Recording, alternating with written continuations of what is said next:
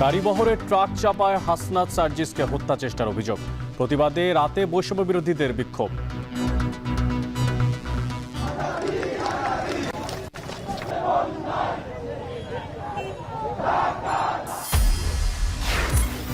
Super শপে combo অফারে সারা, ব্যস্তদের সময় অর্থ বাঁচলেও চড়া বাজারে নিম্নবিত্তের আমিষ পূরণ নিয়ে শঙ্কা।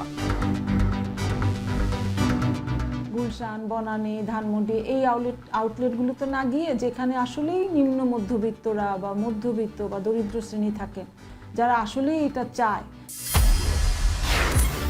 হিজবুল্লাহ ইসরায়েল যুদ্ধবিরতির পর সেনা পাহারায় ফিরছেন লেবানিজরা। মধ্যপ্রাচ্যে শান্তির আশা দেখছে জাতিসংঘ। এবং নেতৃত্বশূন্য আর অসমাপ্ত কমিটির নিয়ে ১৭তম দিনে বিসিবি। ৩ মাসের বেশি সময়ও হয়নি স্থায়ী কমিটির বৈঠক।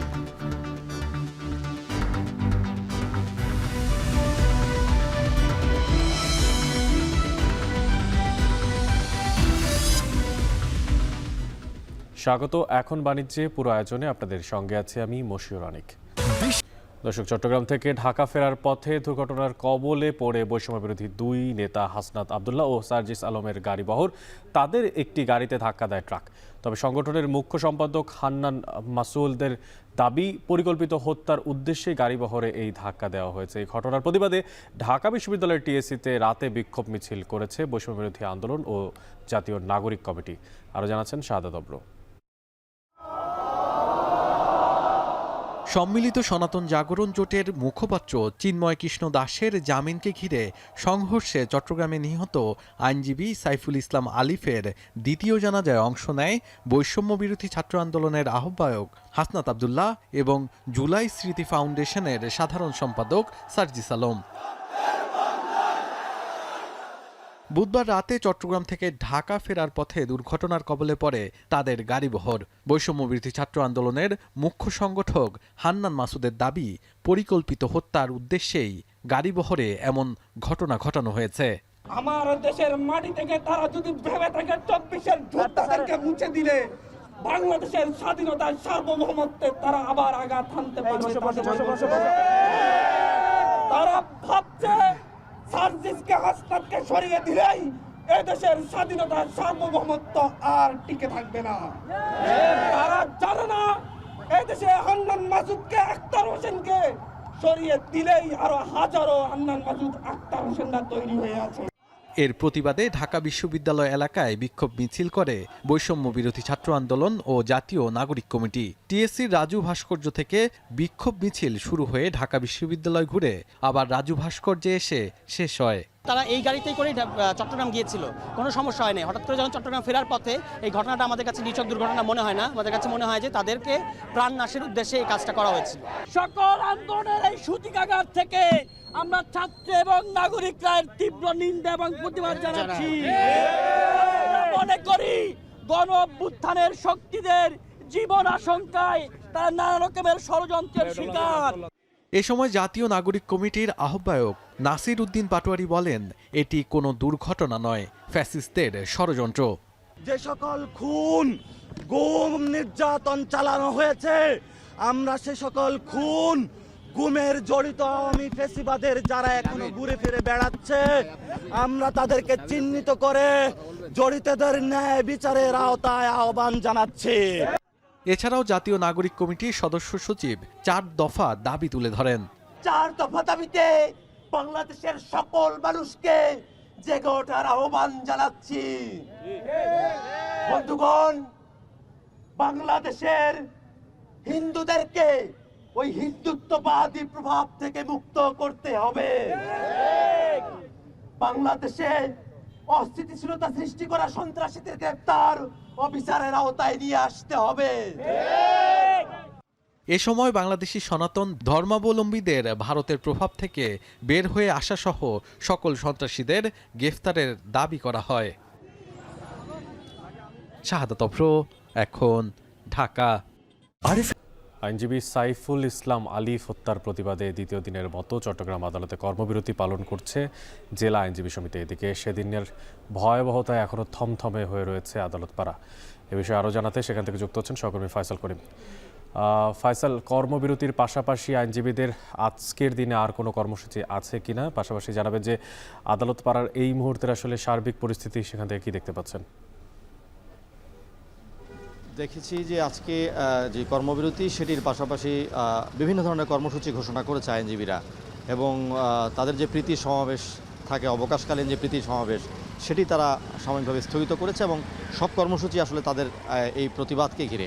অর্থাৎ আমরা যেটি দেখছি যে সাইফুল ইসলাম আলিফের যেই হত্যাকাণ্ড, সেই হত্যাকাণ্ডের প্রতিবাদেই মূলত তারা সব ধরনের কর্মসূচি পালন করছে, এবং 1 তারিখ পর্যন্ত তাদের এই কর্মসূচি চলবে। এবং আমরা যেটি দেখেছি যে আজকে আদালত পাড়া অনেকটাই থমথমে রয়েছে, এক ধরনের শোকের আবহ এখানে যারা আইনজীবী আসছেন, আইন সংশ্লিষ্ট যারা আছেন তাদের মধ্যে এখনও বইছে, এবং আদালত পাড়ার বিভিন্ন স্থানে আমরা দেখছি ব্যানার, এবং তার শোকে বিহবল আইনজীবীরা আসলে এখানে কালো পতাকা উত্তোলন করেছেন। এবং আমরা দেখেছি দুপুরে একটি কর্মসূচি রয়েছে, একটি শোক মিছিল বের করা হবে আদালত পাড়া থেকে, এবং এখানে আদালতের যারা সর্বস্তরের আইনজীবী আছে তারা অংশ নেবেন। এবং আমরা পাশাপাশি যেটি দেখছি যে আদালতে আসলে বিচারকরা আসলেও বিভিন্ন আদালতে আসলে আইনজীবীরা উপস্থিত না হওয়ার কারণে, বা তারা যেহেতু কর্মবিরতিতে আছেন সেই কারণে বিচারিক কার্যক্রম একেবারেই সীমিত আকারে হচ্ছে। এবং এই চট্টগ্রাম আদালতে আসলে প্রতিদিন লক্ষাধিক লোকের সমাগম ঘটে, এবং এই আদালতে প্রতিদিন হাজার হাজার মামলাও হয়, কিন্তু এই আইনজীবীদের যে কর্মবিরতি, সেই কর্মবিরতির কারণে এখানে বিচারিক কার্যক্রম ব্যাহত হচ্ছে, এবং দূর দূরান্ত থেকে কিন্তু অনেকে এসে ফেরত যাচ্ছেন। তারপরও কিছুটা সীমিত আকারে চলছে, এবং এই শোকের কারণে আসলে আদালত পাড়ায় যেই স্বাভাবিক কার্যক্রম সেটি ব্যাহত। কারণ সকালের এই সময়ে আসলে অনেক বেশি মানুষের ভিড় থাকে, অনেক আইনজীবীর ভিড়ে মুখর থাকে আদালত পাড়া। আজকে কিন্তু চিত্রটা অনেকটাই ভিন্ন, এবং আমরা যেটি দেখছি যে আসলে এই হত্যাকাণ্ড ঘিরে শুধুমাত্র আদালত পাড়া নয়, চট্টগ্রাম জুড়েই এক ধরনের শোক এবং এটি আলোচনার জন্ম দিয়েছে। এবং এই ঘটনায় আসলে উচ্চ আদালতেও একটি মামলা হয়েছে, এবং একজন আইনজীবী তিনি ইসকনকে নিষিদ্ধ করার জন্য একটি মামলাও করেছেন হাইকোর্টে, এবং হাইকোর্টের পক্ষ থেকে আসলে যেটি জানতে চাওয়া হয়েছে যে হত্যাকাণ্ডের পরে যে উদ্ভূত পরিস্থিতি, সেই পরিস্থিতি নিয়ে হাইকোর্ট সরকারের কাছে জানতে চেয়েছেন যে আসলে তারা কী ধরনের পদক্ষেপ নিচ্ছেন। এবং আদালত পাড়ায় আমরা যেটি দেখছি যে আসলে আইনশৃঙ্খলা বাহিনীর উপস্থিতি গতকালও ছিল, এবং আজকেও প্রচুর আইনশৃঙ্খলা বাহিনীর সদস্য মোতায়েন করা হয়েছে, এবং সেনাবাহিনীর উপস্থিতিও আছে। যেহেতু এই আদালতে চিন্ময় কৃষ্ণের যেই জামিন শুনানি হওয়ার কথা ছিল সেটি পিছিয়েছে, এবং তার সনাতনী যারা আছেন, ইসকনের যারা নেতা আছেন, তারা আরও কঠোর কর্মসূচি ঘোষণা করেছেন। সেই জন্য আসলে এটিকে ঘিরে এক ধরনের পরিবেশ রয়েছে যেটি আসলে সংঘাত সৃষ্টি করতে পারে। সেই সংখ্যা থেকেই আদালত পাড়ায় প্রচুর পুলিশ এবং সেনাবাহিনী কিংবা র্যাবের উপস্থিতি আমরা দেখছি। এবং এই ঘটনায় এখন পর্যন্ত আসলে চট্টগ্রামের কোতোয়ালি থানায় আমরা যেটি দেখেছি যে আদালত পাড়ায় ভাঙচুর এবং পুলিশের উপর হামলার ঘটনায় 3টি মামলা হয়েছে এখন পর্যন্ত, এবং এই মামলা 3টিতে আসলে আসামি করা হয়েছে 1479 জনকে, এবং সেই তার মধ্যে 79 জনকে নাম উল্লেখ করা হয়েছে, এবং বাকি 1400 জনকে অজ্ঞাত হিসেবে রাখা হয়েছে মামলায়। এবং এই ঘটনায় আসলে এখনও পর্যন্ত আমরা দেখেছি যে কোনো হত্যা মামলা হয়নি, কিংবা পরিবারের পক্ষ থেকে এখনও কোনো হত্যা মামলা করা হয়নি। তবে পুলিশ জানিয়েছে যে সেটি প্রক্রিয়াধীন আছে, এবং বিভিন্ন বিষয় যাচাই বাছাই করা হচ্ছে। তবে এই ঘটনা এখন পর্যন্ত আমরা যে জানি যে গতকাল পর্যন্ত 27 জনকে আটক করেছে পুলিশ, এবং তাদেরকে গতকালকে আদালতে তোলা হয় এবং সেখান থেকে কারাগারে পাঠানো হয়, এবং তাদেরকে এখনও রিমান্ড মঞ্জুর করা হয়নি। তবে যাদেরকে আটক করা হয়েছে বা গ্রেপ্তার করা হয়েছে সেই মামলায় আসলে তাদেরকে এখন মূলত দেখানো হচ্ছে যারা আছেন তাদের কাউকে হত্যাকাণ্ডে যেমন সন্দেহে আটক করা হয়েছে, তেমনি আমরা দেখেছি যে আসলে নাশকতা বা ভাঙচুরের কারণে অনেককে কিন্তু এই মামলায় গ্রেপ্তার দেখানো হয়েছে। তবে এই আদালত পাড়ার যেই কার্যক্রম সেটি কিন্তু একেবারেই ব্যাহত, এবং আমরা দেখছি যে বিচার প্রার্থী যারা আছেন তারা অনেকে এসে এখনও ফেরত যাচ্ছেন। অনেক আইনজীবী সাইফুল ইসলাম আলিফ হত্যা মামলাকে কেন্দ্র করে আজ দ্বিতীয় দিনের মতো চট্টগ্রাম আদালত পাড়ায় রয়েছে সমস্ত কার্যক্রম বন্ধ। সে বিষয়ে সবশেষ জানাচ্ছিলেন সহকর্মী ফায়সাল করিম। দ্রব্যমূল্যের ঊর্ধ্বগতির বাজারে সাড়া ফেলেছে সুপার শপের বিভিন্ন কম্বো অফার। তবে সেই প্যাকেজে কেবলই আশীর্বাদ হয়েছে ব্যস্ত এ শহরের ছুটে চলা মানুষদের, মধ্যবিত্ত কিংবা উচ্চবিত্তদের। কিন্তু প্রশ্ন হচ্ছে, যাদের জন্য এই কম্বো প্যাকেজ, সেই নিম্নবিত্তদের হাতের নাগালে কি আসলেই আসতে পেরেছে এই সমস্ত পণ্যগুলো? জানাবেন তানজিলা খান মিম।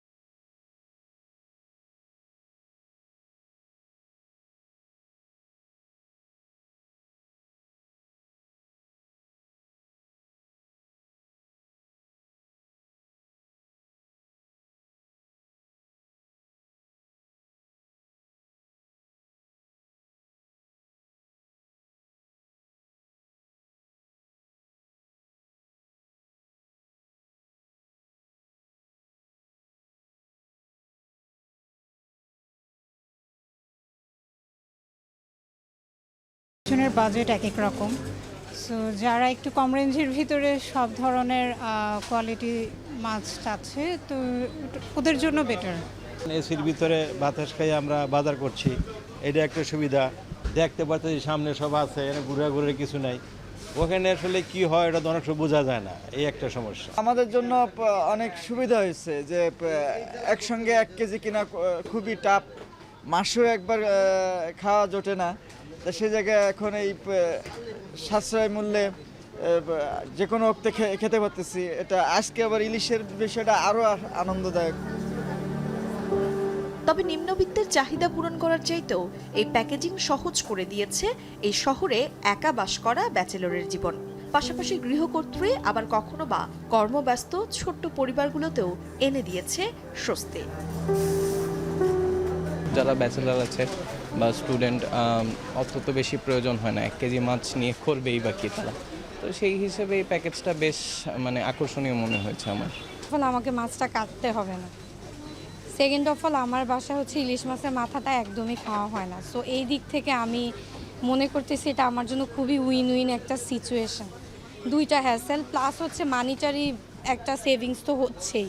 দ্রব্যমূল্য ঊর্ধ্বগতির কারণে আমাদের এই ইনিশিয়েটিভটা নেওয়া হয়েছে, যেখানে অনেক সাড়া পেয়েছে। অনেকেই হয়তো ধরেন 1 কেজি গরু লাগবে না, তার ফ্যামিলি ছোট, তারপরে ব্যাচেলর স্টুডেন্টস, তাদের জন্য বেসিক্যালি এই কম্বো অফারটা করা।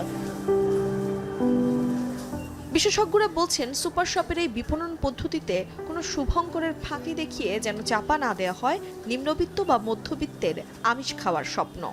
এটা হচ্ছে কি সময়ের দাবি, একটা কথা বলে না, সময়ের প্রয়োজনেই হয়তো বা স্বপ্ন ভেবেছে যে অ্যাটলিস্ট আমরা মানুষকে কিছুটা রিলিফ দেই। এই সুবিধাগুলো শুধুমাত্র কয়েকটা আউটলেটে না, সমগ্র বাংলাদেশের আউটলেটগুলিতে ছড়িয়ে দিতে হবে এবং বিশেষ করে গুলশান, বনানী, ধানমন্ডি এই আউটলেটগুলোতে না গিয়ে যেখানে আসলেই নিম্ন মধ্যবিত্তরা বা মধ্যবিত্ত বা দরিদ্র শ্রেণী থাকেন, যারা আসলেই এটা চায়।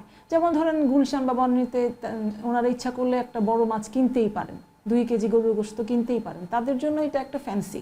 তারা একটা নিল, রান্না করলো, ফেসবুকে পোস্ট করলো, সেটা আলাদা জিনিস। কিন্তু পকেট কাটার ভয়ে সুপার শপ এড়িয়ে চলে যে ভোক্তা, তার মনে কোনো দীর্ঘশ্বাস নয়, বরং স্বস্তি থাকতে হবে বছর জুড়েই। ক্ষেত্রে মূল্যটা এমন হতে হবে যে 1 কেজি গরুর মাংসের যে দাম ছিল, আমি 4 পিস বা 400 গ্রাম কিনছি বা হাফ কেজি কিনছি সব সুপার শপের প্যাকেজে, সেখানে যেন ওই 1 কেজির দামটাই রিফ্লেক্ট না করে, ওটা যেন কম দামে হয়। নিত্যপণ্যের বাজারের উত্তাপকে পাশ কাটিয়ে স্বল্প অর্থের যোগানে মিটবে সব শ্রেণী পেশার খাবারের স্বাদ, প্রত্যাশা ভোক্তাদের। তানজিলা খান মিম, এখন, ঢাকা। এছাড়াও এবার প্রসঙ্গ দাঁড়াচ্ছে ক্রেতা বিক্রেতার যে হাকডাক, সেখানে চিরচেনা বাজার নয়, চট্টগ্রামে অনলাইন প্ল্যাটফর্মে এখন বিক্রি হচ্ছে সামুদ্রিক বিভিন্ন মাছ, আর এতে করে সেখানে বেশ চাহিদাও কিন্তু দেখা দিয়েছে। গভীর সাগরে ধরা পড়া এই হরেক রকমের মাছ, কাঁকড়া, স্কুইড সহ সি ফুডের ছবি মুহূর্তেই সেটা ছড়িয়ে পড়ছে অনলাইন পেজে। কিনে নিচ্ছেন দেশি বিদেশি ক্রেতা। মাছ বিক্রির পাশাপাশি আসছে অনলাইন থেকে বাড়তি উপার্জন। চট্টগ্রাম থেকে শোয়েব রহমান জানাবেন বাকিটা। 140 কেজি ওজনের বিশাল আকৃতির হামুর মাছ। গভীর সমুদ্র থেকে ধরা সুস্বাদু এ মাছের দেশ বিদেশে ব্যাপক চাহিদা। প্রায় 1,70,000 টাকার এ মাছ একজনের পক্ষে কেনা অসম্ভব, তাই বিক্রেতার ভরসা অনলাইন। দোকানের ফেসবুক পেজে শুরু হলো বিশাল এ মাছের লাইভ প্রচার। মুহূর্তেই সাড়া পড়ে গেল দেশে বিদেশে। একের পর এক অনলাইনে অর্ডার আসায় বিক্রিও হলো কয়েক ঘন্টার মধ্যেই।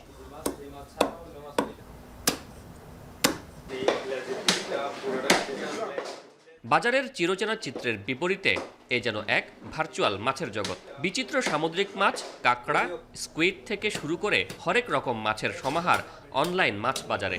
বন্দরনগরীর সদরঘাটে গড়ে উঠেছে অর্ধশতাধিক বিক্রয় কেন্দ্র, যাদের সবারই মূল বিক্রি অনলাইনে। দৈনন্দিন ব্যস্ততায় সময় মিলছে না বাজারে যাবার, কিংবা হঠাৎ বাসায় এসে হাজির মেহমান, কিন্তু ফ্রিজে নেই পর্যাপ্ত মাছ। এ অবস্থায় কি করবেন? এমন পরিস্থিতিতে আপনার ভরসা স্থল হয়ে উঠতে পারে অনলাইনে মাছ বিক্রির প্ল্যাটফর্মগুলো, যারা নিজেরাই নদী বা সাগরের এমন টাটকা সব মাছ পৌঁছে দিচ্ছে আপনার দোরগোড়ায়। গেল 4 থেকে 5 বছরে অনলাইন ভিত্তিক মাছের এমন বাজার গড়ে উঠেছে বেশ বড় আকারের।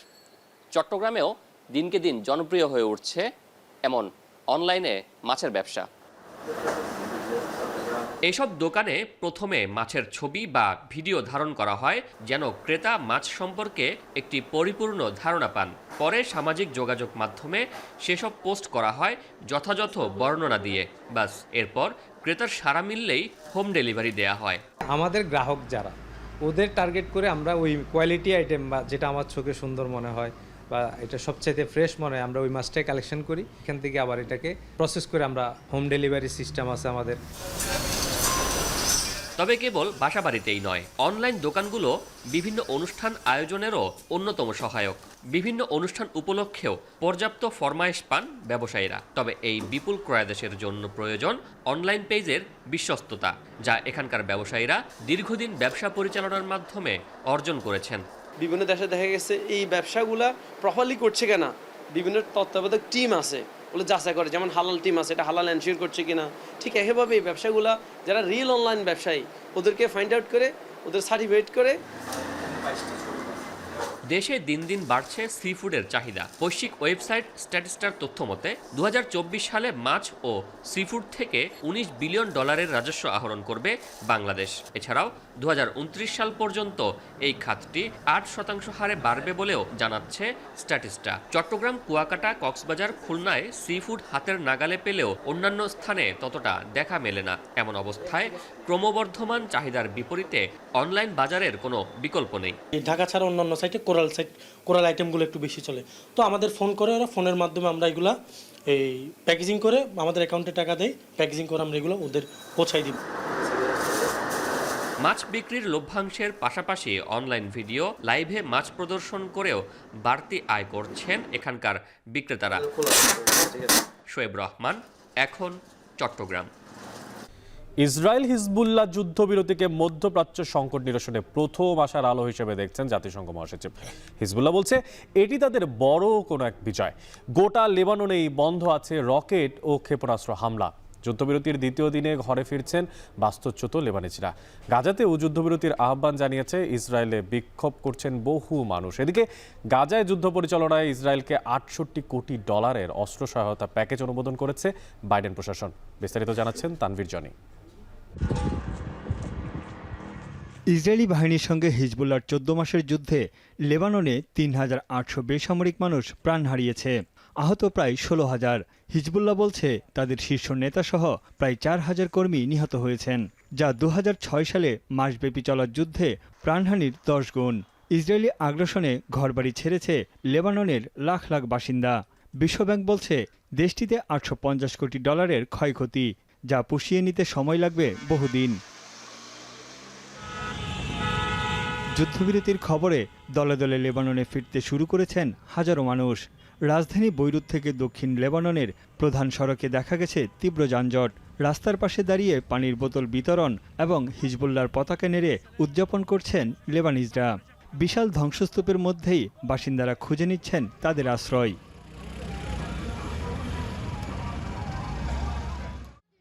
লেবাননের এমন দৃশ্য গোটা মধ্যপ্রাচ্যে শান্তির বার্তা বয়ে আনছে। সংকট সমাধানে এই প্রথম আশার আলো দেখছেন জাতিসংঘ মহাসচিব অ্যান্তোনিও গুতেরেস। এবার গাজায়ও দ্রুত যুদ্ধবিরতি কার্যকরের আহ্বান জানিয়েছেন তিনি। Eu tive ontem sinal auspicioso, diria, o primeiro raio de luz de esperança em relação à paz que recebi no meio da escuridão dos últimos meses, recebi-o em Portugal. যুদ্ধবিরতি কার্যকরকে নিজেদের বিজয় হিসেবে দেখছে ইরান সমর্থিত হিজবুল্লাহ গোষ্ঠী। যুদ্ধে শীর্ষ নেতাদের হারানোকেই সবচেয়ে বড় ক্ষতি হিসেবে দেখছে তারা। তবে তাদের মনোবল এক বিন্দুও নষ্ট হয়নি। এদিকে যুদ্ধবিরতি কার্যকরের দ্বিতীয় দিনেই প্রয়াত হিজবুল্লাহ প্রধান হাসান নাসরাল্লাহর আনুষ্ঠানিক দাফনের আয়োজন করা হয়েছে। নাসরাল্লাহর মৃত্যুর 2 মাস পর এই আয়োজন করতে যাচ্ছে হিজবুল্লাহ। যুদ্ধবিরতির শর্ত অনুযায়ী আগামী 60 দিনের মধ্যে লেবানন থেকে সরে যাবে ইসরায়েলি বাহিনী। তাদের জায়গায় আসবে লেবাননের সেনাবাহিনী। তারা ব্লু লাইনের চারপাশের এলাকা টহল দেবে। চলমান পরিস্থিতিতে লেবাননে জাতীয় ঐক্যের ডাক দিয়েছেন দেশটির অন্তর্বর্তী সরকারের প্রধান নাজিব মিকাতি। লেবাননের যুদ্ধবিরতি কার্যকর হলেও এখনও ধুঁকছে গাজা উপত্যকা। 1 বছরেরও বেশি সময় ধরে চলা যুদ্ধে পুরোপুরি ধ্বংসস্তূপে পরিণত হয়েছে গাজা। এবার ফিলিস্তিনিদের জন্য অবিলম্বে যুদ্ধবিরতি কার্যকর করতে জেরুজালেমের রাস্তায় নেমেছে বিক্ষোভকারীরা। তাদের মতে শান্তিপূর্ণ আলোচনার মাধ্যমেই সমস্যার সমাধান সম্ভব। গাজায় যখন যুদ্ধবিরতির সম্ভাবনা জেগেছে, ঠিক তখনই ইসরায়েলকে 68 কোটি মার্কিন ডলারের অস্ত্র সহায়তার প্যাকেজের অনুমোদন করেছে বাইডেন প্রশাসন। এই অর্থের পুরোটাই ব্যয় হবে গাজায় হামাসের বিরুদ্ধে যুদ্ধের জন্য। জাতিসংঘ বলছে ফিলিস্তিনিদের উপর ইসরায়েলি হামলা সত্যিই ভয়ঙ্কর। 1 বছরের বেশি সময়ের যুদ্ধে গাজায় নিহতের সংখ্যা 45,000 ছুঁই। আহত ও ঘরবাড়ি ছাড়া হয়েছেন কয়েক লাখ ফিলিস্তিনি। তানভীর জানি, এখন বিশ্ব। সপ্তাহের প্রথম দিকে কিছুটা কমলেও গত 2 দিনে সিলেটে আবারও বেড়েছে আলু ও পেঁয়াজের দাম। বর্তমানে প্রতি কেজি আলু বিক্রি হচ্ছে 70 টাকা আর পেঁয়াজ বিক্রি হচ্ছে 120 টাকা দরে। আর এই বিষয়ে আরও জানাতে সহকর্মী গোলজার আহমেদ আমাদের সঙ্গে আছেন। গোলজার, যেমনটা জানছিলাম যে আলু বিক্রি হচ্ছে 70 টাকা কেজিতে আর পেঁয়াজ বিক্রি হচ্ছে 120 টাকা কেজি। সপ্তাহের 2 দিনের যে ব্যবধান, তাতে কতটা বাড়লো দাম, আর বিক্রেতারাই বা কি বলছেন এ বিষয়ে? আচ্ছা, অনেক দেখুন, আসলে গত সপ্তাহে বা চলতি সপ্তাহের প্রথম দিকে যদি বলি, আলুর দাম পাইকারি বাজারে দাম ছিল 64 থেকে 65 টাকা, সর্বোচ্চ 66 টাকা। কিন্তু আজকে সেই একই আলু আসলে বিক্রি হচ্ছে 70 টাকা কেজি ধরে। এটি হচ্ছে পাইকারি বাজারে। আমরা বর্তমানে সুবহানীঘাটের সবচেয়ে আলু এবং পেঁয়াজের যে আড়ত আছে বা যারা পাইকারি দামে বিক্রি করেন তাদের এখানে এসেছে। তারা যেটি বলছেন, গত 2-3 দিন হঠাৎ করে আলুর সরবরাহ কমে যাওয়ায় মূলত আলুর দাম বৃদ্ধি পেয়েছে এবং কেজিতে প্রায় 5 টাকা করে বেড়েছে। শুধুমাত্র পাইকারি বাজারে যেখানে 70 টাকা বিক্রি হচ্ছে, সেটি খুচরা বাজারে 80 এবং কোথাও কোথাও আবার 85 টাকা দামে কিন্তু বিক্রি হচ্ছে। অর্থাৎ খুচরা বাজারের যে পাইকারি বাজারের যে তফাৎ, সেটি প্রায় 15 টাকা। একইভাবে আসলে বেড়েছে পেঁয়াজের দামও, এবং পেঁয়াজ এই চলতি সপ্তাহের প্রথম দিন অর্থাৎ শনিবার কিংবা রবিবারে পেঁয়াজের দাম ছিল পাইকারি বাজারে 88 থেকে 90 টাকা। সেই জায়গায় আজকে পাইকারি বাজারে পেঁয়াজ বিক্রি হচ্ছে 100 টাকা, আবার কোনোটা আছে 110 টাকা, কোনোটা 105 টাকা। অর্থাৎ প্রকারভেদে দাম কিন্তু বৃদ্ধি পেয়েছে। পেঁয়াজের দাম বৃদ্ধি পেয়েছে 10 থেকে 15 টাকা। যারা পাইকারি বিক্রেতা যারা আছেন, তাদের আসলে একই বক্তব্য যে যদি সরবরাহ কম থাকে, সেক্ষেত্রে আসলে বাজারে আলু এবং পেঁয়াজের দামটা সচরাচর বেড়ে যায় এবং সেটির প্রভাব পড়ে খুচরা বাজারে। এবং বিক্রেতাদের একই বক্তব্যের সাথে আসলে ক্রেতা যারা আছেন, তাদের কিন্তু আসলে বক্তব্যের মিল নেই। তারা যেটি বলছেন যে প্রতি সপ্তাহে যদি এইরকম আলু এবং পেঁয়াজের দাম বাড়তে থাকে, তাহলে বাজারের যে সহনশীলতা সেটি আসলে বিনষ্ট হচ্ছে। সেক্ষেত্রে বাজার তদারকির বিষয়টাকে তারা গুরুত্ব দিয়েছেন। তবে সপ্তাহ ব্যবধানের বিশেষ করে এই 2 দিনে আলু এবং পেঁয়াজের দাম বেশ কিছুটা আসলে তফাৎ সৃষ্টি হয়েছে সিলেটের বাজারে। অনেক আলু ও পেঁয়াজের দাম বেশ কিছুটা বাড়তে, এবং সে বিষয়ে সবশেষ জানাচ্ছিলেন সহকর্মী গোলজার আহমেদ। বান্দরবানে মোটরসাইকেল চুরি করে বিকাশের মাধ্যমে মুক্তিপণ আদায় করছে নতুন একটি চক্র। চুরি যাওয়া সেই মোটরসাইকেল উদ্ধার হলেও এখনও চোরদের শনাক্ত করতে পারেনি আইনশৃঙ্খলা বাহিনী। স্থানীয়দের অভিযোগ, প্রশাসন চুরির ঘটনার তদন্তে করছে অবহেলা। তবে দ্রুত চোর সিন্ডিকেটের শনাক্ত করে আইনের আওতায় নিয়ে আসার কথা জানিয়েছেন পুলিশ সুপার। বিস্তারিত জানাচ্ছেন রিজবি রাহাত। গভীর রাতে বাড়ির গ্যারেজ থেকে মোটরসাইকেল চুরি করে পুকুরে ফেলে দিচ্ছে একটি চক্রের সদস্যরা। এমনটাই দেখা যায় সিসিটিভির ফুটেজে। সকালে গ্যারেজে গিয়ে দেখা যায় মোটরসাইকেল নেই, তবে দেয়ালে লেখা আছে যোগাযোগের একটি নম্বর, সাথে আরও লেখা গাড়ি পেতে কল করুন। নির্দিষ্ট নাম্বারে কল করা হলে চক্রের সদস্যরা জানায় গাড়ি পেতে দিতে হবে নির্দিষ্ট অঙ্কের চাঁদা। বান্দরবানের মধ্যম পাড়া, মেম্বার পাড়া ও চেয়ারম্যান পাড়া সহ বেশ কয়েকটি এলাকায় এ ধরনের চুরির ঘটনা ঘটেছে। বিকাশের মাধ্যমে 10 থেকে 20,000 টাকা চাঁদা দিয়ে মোটরসাইকেল উদ্ধার করতে হচ্ছে ভুক্তভোগীদের। চাঁদা দিলে ঝোপঝাড় কিংবা পুকুর থেকে উদ্ধার হয় চুরি যাওয়া মোটরসাইকেল। সাম্প্রতিক মাসগুলোতে শহরের বিভিন্ন এলাকায় এমন বেশ কয়েকটি ঘটনা ঘটেছে। এতে স্থানীয়দের মাঝে দেখা দিয়েছে আতঙ্ক। মোটরসাইকেল চুরির পর যোগাযোগ ও চাঁদা আদায়ের নম্বর চালু থাকার পরও কেন অপরাধীদের শনাক্ত করা যাচ্ছে না, সেই প্রশ্নের সদুত্তর পাওয়া যায়নি পুলিশের কাছ থেকে। তাই আইন শৃঙ্খলা বাহিনীর কার্যকারিতা নিয়ে প্রশ্ন তুলেছেন এলাকাবাসী। আমাদের এই পুকুরে ওই পাশে একটা আর ওই পাশে একটা গাড়ি ফেলে দিয়ে চলে গেছে, এরা টাকা দাবি করতেছে। আসলে আমরা আতঙ্কিত, আমাদের শখের বাইকটা কখন চুরি হয়ে যায়। প্রশাসনের এই সিন্ডিকেটকে ধরা খুবই জরুরি, যাতে আমরা একটু স্বস্তি পাই। সেনাবাহিনী আছে, পুলিশ আছে, র্যাব আছে, এদের একদম জোরালো তৎপরতার দরকার।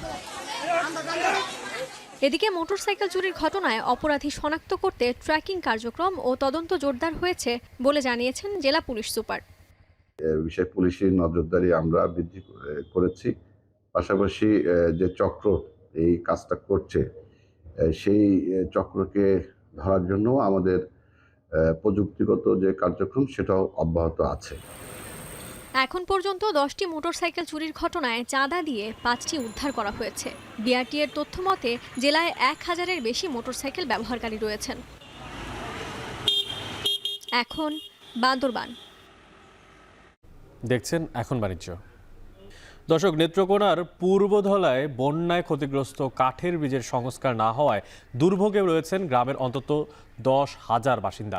স্থানীয়দের স্বেচ্ছাশ্রমে নির্মিত কাঠের ব্রিজটি ভাঙার প্রায় 2 মাস পার হতে চললেও সংস্কারের অভাবে ভোগান্তিতে রয়েছেন শিক্ষার্থী, রোগী সহ সবাই। ঝুঁকি নিয়েই ক্ষতিগ্রস্ত ব্রিজটি পার হচ্ছেন স্থানীয়রা। যাতায়াতের এই কষ্ট লাঘবে মগরা নদীর ওপরে একটি স্থায়ী ব্রিজ নির্মাণের দাবি করে যাচ্ছেন তারা। রাহাত আহমেদ রাসেলের প্রতিবেদনে দেখবেন বাকিটা। পূর্বধলা উপজেলার খলিশাউড়া, নারান্দিয়া ও সদর ইউনিয়নের মধ্যবর্তী স্থান দিয়ে বয়ে চলা মগরা নদী।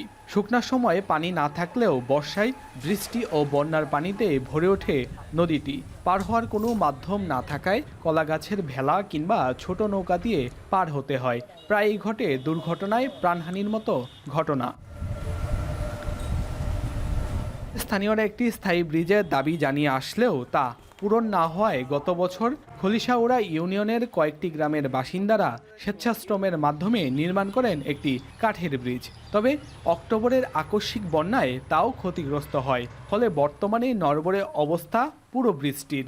বিকল্পের অভাবে এর উপর দিয়েই চলাচল করছেন স্থানীয়রা, যাতে বেড়েছে দুর্ঘটনার সংখ্যা। আমরা মাঝরাতে যাই যে বিজে যাওয়ার লাগে পাঞ্জাবি বিজা ধান আমরা নিয়ে যাই ট্রেনের দিক দিয়া, আপনার সাকুটা ভাঙ্গা বীজের খুব প্রয়োজন। কিছুদিন আগে একটা মানুষ অ্যাক্সিডেন্ট হয়েছে এখানে, এই ব্রিজটা ভাঙ্গার পরে। বৃষ্টি ভাঙার প্রায় 2 মাস পার হতে চললেও এখনও সরকারিভাবে সংস্কারে কোনো উদ্যোগ নেওয়া হয়নি। ফলে শিমুলকান্দি, সাতকুন, শালদিঘা, বাহেরকান্দা সহ আশপাশের কয়েক এলাকার মানুষ সীমাহীন দুর্ভোগে। বাচ্চা কাচ্চা সব সময় যাতায়াত করে, আমরা যাতায়াত করি, এরপরে আমাদের এই 2-1 এলাকার মানুষ অনেক কষ্ট করে। আমি অন্তত চাই যে এই বাঁশের সাঁকো উঠায়া আমরা যাতে স্থায়ী একটা ব্রিজ হয়। এই জায়গায় উন্নয়নমূলক এই কাজটা হইলে এনের মানুষগুলা আর্থসামাজিক দিক দিয়ে অনেক দূর আগায় যাইত। স্থানীয় জনপ্রতিনিধিরা বলছেন, মগরা নদী সিন্দুরাটিয়া অংশে একটি স্থায়ী ব্রিজ নির্মাণের জন্য বারবার আবেদন করেও সুফল মেলেনি। আর দ্রুতই ব্রিজটি নির্মাণের আশ্বাস জেলা প্রশাসকের। এই জায়গা দিয়ে একটা ব্রিজের আবেদন করেছি এবং বিভিন্ন এমপি মন্ত্রীদের কাছে আমি এটার দরখাস্ত দিয়েছি, কিন্তু কোনো সফলতা আমি এই পর্যন্ত পাই নাই। লোকাল যে আর্থিক ক্ষমতা আছে সেইভাবে আমরা আসলে এটি সম্পন্ন করতে পারবো না, কারণ এটার অ্যামাউন্ট অনেক বড় হয়। তো আমরা পানি উন্নয়ন বোর্ডের মাধ্যমে আমরা কিন্তু এই এলাকার জনগণের চাহিদার ভিত্তিতে একটি ব্রিজ যাতে নির্মিত হয় সেজন্য কিন্তু আমরা তালিকা করে অলরেডি আমরা পাঠিয়ে দিয়েছি। স্থায়ী ব্রিজটি নির্মাণ হলে দুর্ভোগ কমার পাশাপাশি এ অঞ্চলের অর্থনৈতিক ভিত হবে শক্ত। রিফাত আহমেদ রাসেল, এখন নেত্রকোনা।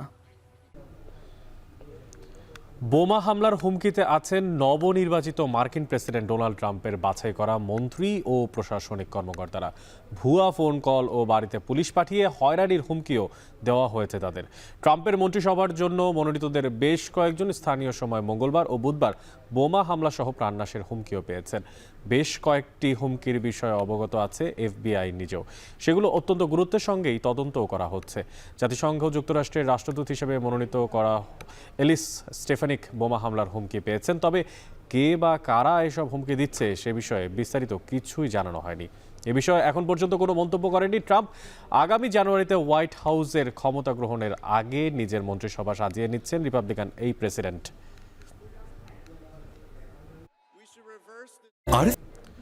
দায়িত্ব নেয়ার ১০০তম দিনের সামনে দাঁড়িয়ে বিসিবির নতুন কমিটি, অথচ এখনও আলোর মুখ দেখেনি বিসিবির স্থায়ী কমিটি।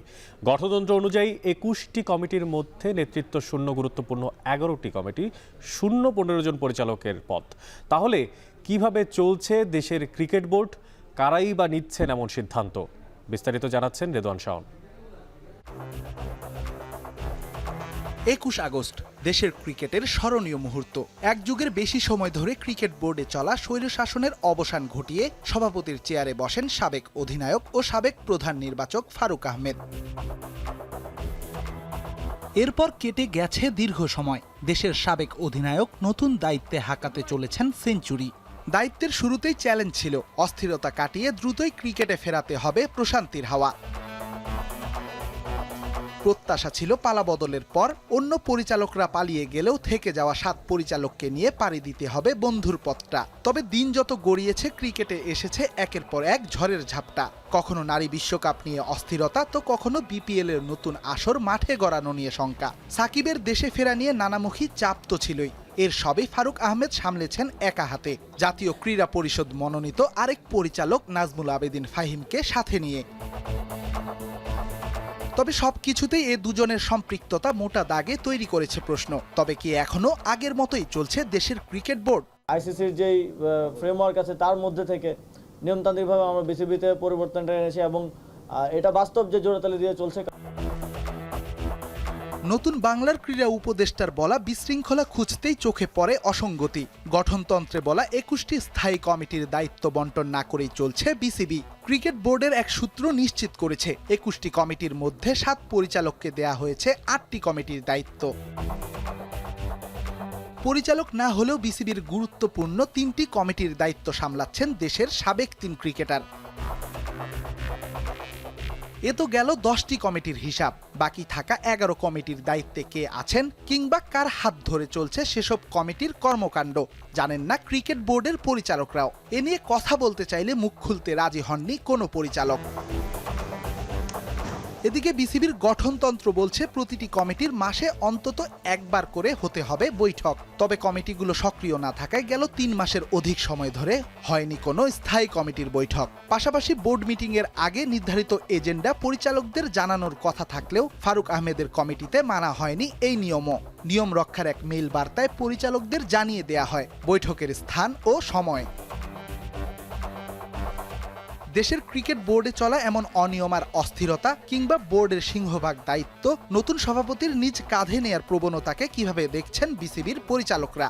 আমাদের তো যার যার ডিপার্টমেন্ট আমরা চালাচ্ছি, অ্যাডিশনাল ডিপার্টমেন্টগুলি তো সবাই মিলে ফারুক ভাইয়ের নেতৃত্বে চালানো হচ্ছে। এখন অনেক কিছু আমরা যেহেতু বাকি ডিপার্টমেন্টের গুলি আপনার কারো নেই, ফারুক ভাইয়ের হাতেই আছে। ফারুক ভাই খুব প্রম্পট, মানে যেখানে আমার একটা ডিসিশন দরকার ফারুক ভাই থেকে যাচ্ছি, উনি ইনস্ট্যান্টলি ওটা সলভ করে দিচ্ছে।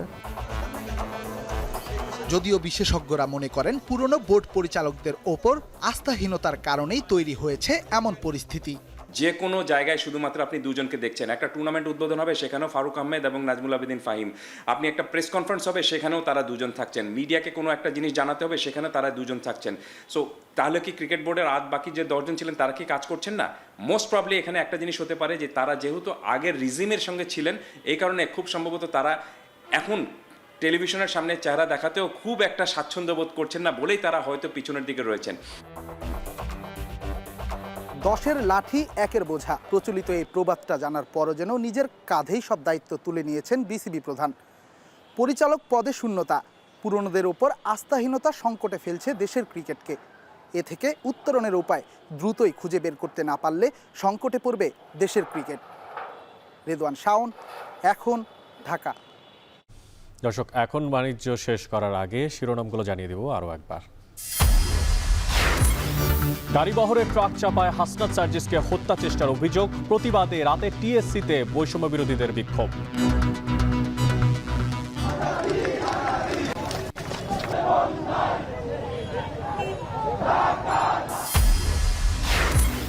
সুপার শপে কম্বো অফারে সারা, ব্যস্ততার সময় অর্থ বাঁচলেও চড়া বাজারে নিম্নবিত্তের আমিষ পূরণ নিয়ে শঙ্কা। গুলশান, বনানী, ধানমন্ডি এই আউটলেটগুলোতে না গিয়ে যেখানে আসলেই নিম্ন মধ্যবিত্তরা বা মধ্যবিত্ত বা দরিদ্র শ্রেণী থাকে, যারা আসলেই এটা চায়। হিজবুল্লাহ ইসরায়েল যুদ্ধবিরতির পর সেনা পাহারায় ঘরে ফিরছেন লেবানিজরা। মধ্যপ্রাচ্যে শান্তির আশা দেখছে জাতিসংঘ।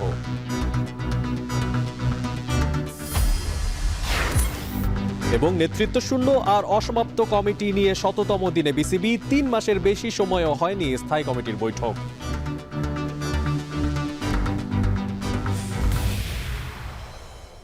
শেষ করছি এখন বাণিজ্য। এখন টেলিভিশন ওয়েবসাইটে দেখতে ভিজিট করুন www.এখন.tv। এছাড়াও এখন টেলিভিশন ফেসবুকে দেখতে ভিজিট করুন facebook.com/tv.এখন। এছাড়াও ইউটিউবে এখন টেলিভিশন দেখতে ভিজিট করুন youtube.com/c/এখন tv।